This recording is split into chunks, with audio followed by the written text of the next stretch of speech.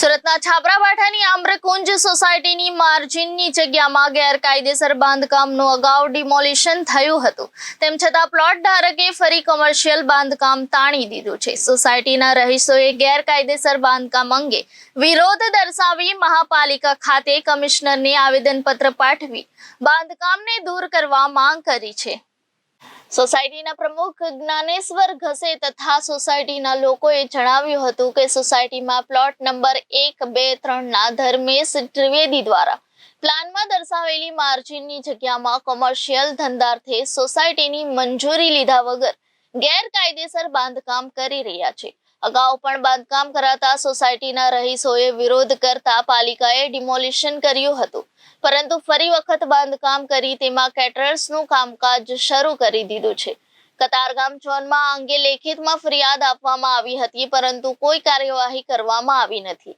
તેથી લાગે છે કે ગેરકાયદેસર બાંધકામ ઉચ્ચ અધિકારીના મેળા પીપળામાં થઈ રહ્યું છે।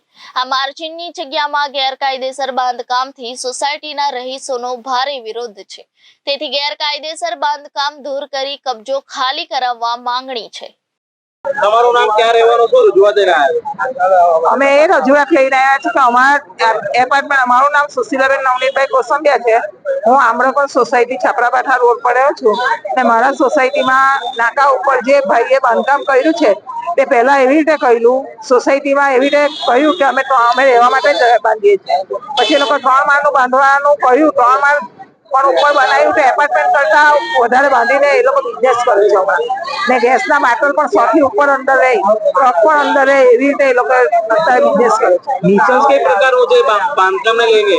નિશંસમાં એ લોકોના વાસણ કોસર કાલે ઉઠીને ગેસના બાટલા અંદર સરકે તો અમારે તો આખી સોસાયટીને સત્યાનાશ કરી દે। તમે કતારગામ ઝોનમાં રજૂઆત કરી ત્યાં તમને શું જવાબ અધિકારીઓ પાસે? કતારગામ ઝોનમાં અમારા અધિકારીઓ એમ કે હવે આનું તો કઈ કશું નહીં થાય, પણ તમે સેટલમેન્ટ કરી લો।